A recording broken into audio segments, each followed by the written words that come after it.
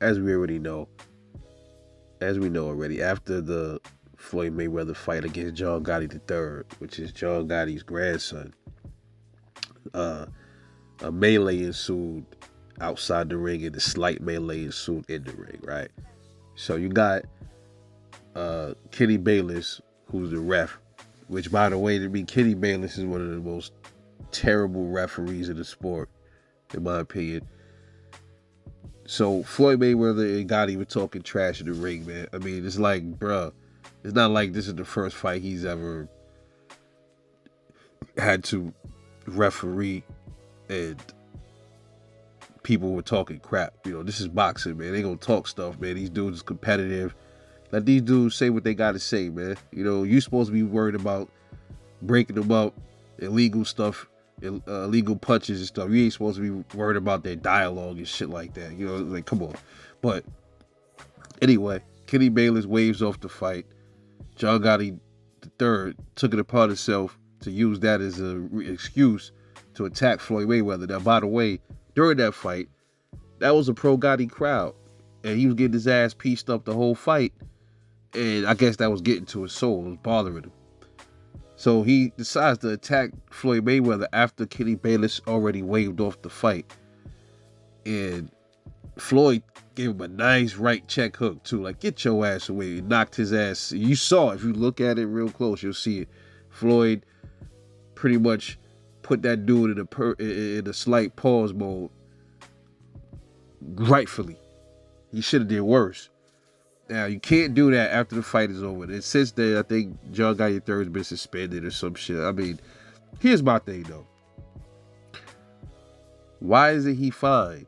Just like they fined Devin Haney for pushing Lomachenko, why they didn't fine John Gotti III for setting off that shit that he did, for trying to attack Floyd in the ring. Now, I'll see. Maybe in a few days, they might come out with a story saying he's been fined. But all I've heard so far that he's been suspended. I mean, bro, of course he's been suspended. After each fight, they suspend your fucking license. You know what I'm saying? That's what they do, right? But what kind of suspension is this? Is it because of what he did to Mayweather, causing that big brawl almost, or what? Because listen, I want to see a fine. I want to see them reach in his pocket and take some money. I want to see that. Why? They're afraid to do it because that's Gotti's son? Gotti's grandson? Fuck this. But that's not what the video is about. The video, because I already talked about that already. But this video is about Nicolette Gotti. Yeah, this is John Gotti III's sister. Or shall I say brother, because, you know, I can't really tell. She looked kind of, you know, she-ish, you know, as far as I'm concerned. But she gets on social media and goes in and starts attacking Yaya Mayweather, Floyd Mayweather's daughter. Starts going in, calling them zoo animals and all this kind of monkeys and savages, and I'm like, whoa, wait a minute, cowgirl. Like, where's all this coming from? What's all that? Like, first of all, what does Yaya got to do with what happened? Oh, they was animals, but your brother is the one that started it. Your brother tried to attack Floyd and damn near got beat down by the money team. I was waiting for them to beat him to a pulp. See, this is the problem, man. The issue is she went on this whole racial rant. And these are the same people that will tell you that they're not racist because they got black friends or because they went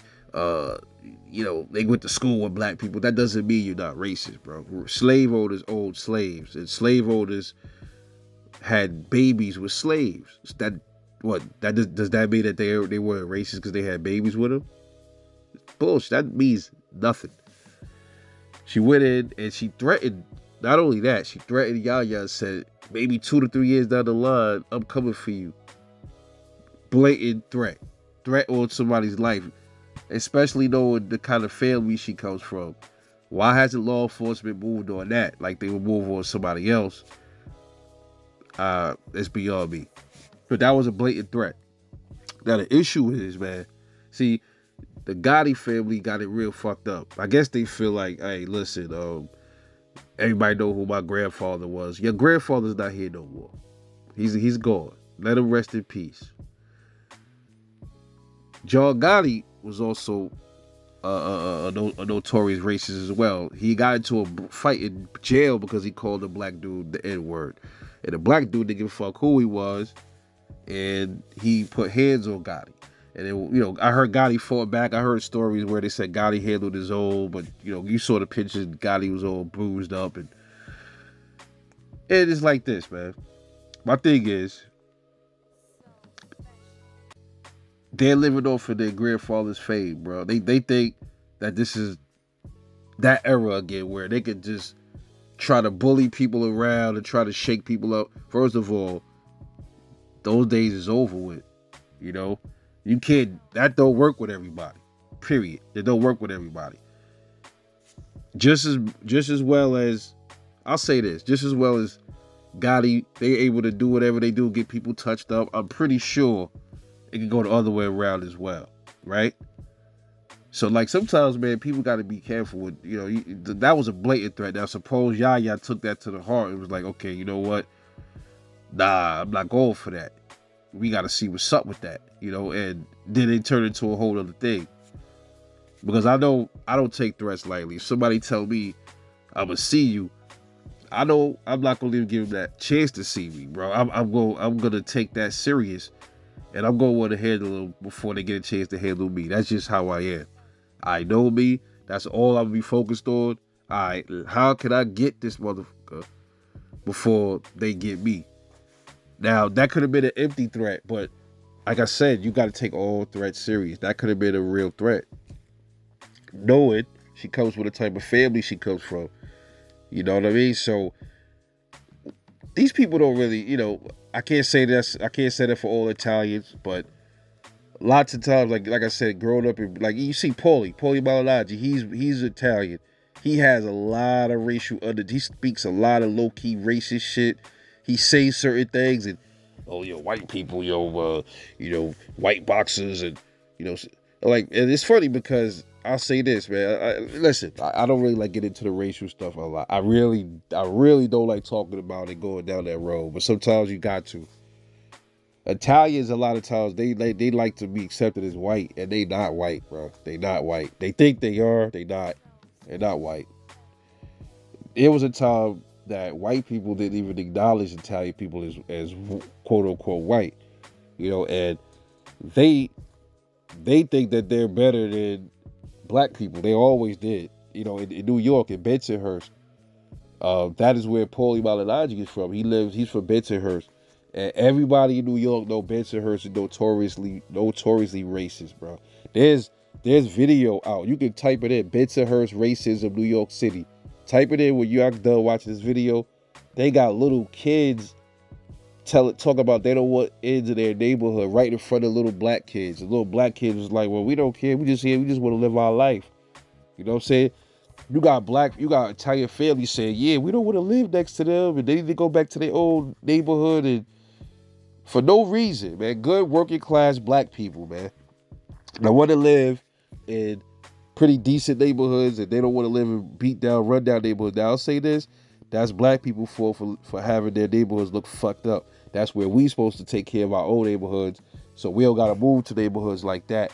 Take care of our own shit, upkeep our own neighborhoods, and stop fucking up our neighborhoods, and then have to move over there and have to endure that kind of bullshit, and because they don't want us around them. A lot of them don't want us around them, bro. Especially Italians, a lot of times, they could be more racist than white folks, man. A lot of times, a lot of these Italians, man, they really bad in New York. There was a kid named Yusuf Hawkins. A lot of y'all might not know about Yusuf Hawkins. It was a black kid. He was a kid back then when this happened. This was like 90, like 89, 90 this happened. Yusuf Hawkins and his brother, they went to look at a used car in Bensonhurst. They was from, I think they was from East New York. They went out there to they saw a used car ad in the paper. They went out there to look at the car, and they ended up getting chased by a group of fucking Italians, man. Chased them down, and I think one of them shot Yusuf Hawkins, man. Was he shot? Yeah, he was shot. They shot him 2 times in the chest. And I think they beat his brother up real bad. And then you know, it turned into like a lot of protests. Al Sharpton got involved. You know what I mean? It got crazy out there. It was about to go down. I think like it was a lot of scuffles. It got crazy, bro. And all because they went out. They weren't supposed to be in Bensonhurst. You know what I mean? This is not the first incident like that, bro. Especially in New York. There was another incident in Howard Beach, around where Gotti is from. They chased a black guy to the street and got hit by a fucking car and died. Like shit like this is what, you know what I mean? A lot of times, see, I was when Yusuf Hawkins died, I was 8 years old, so I wasn't going outside by myself and stuff like that. But I remember my cousins and them used to go outside, and my aunts and them would say, you know, listen, make sure y'all stay out of, you know, Bensonhurst, Bay Ridge, like stay out of Howard, don't go to Howard Beach and stuff like that, and things like that. And it's crazy because a lot of times when, like, if an Italian came to one of our neighborhoods, nothing would happen to him. Real shit. That's just the reality of it. But even in that era, back then, nothing would happen to him. And in that era was dangerous, bro. Like, motherfuckers, if you didn't know you, they was checking you. But they'll let an Italian or white person come through, no problem. And that's the issue with my people that I can't fucking stand. You know what I mean? But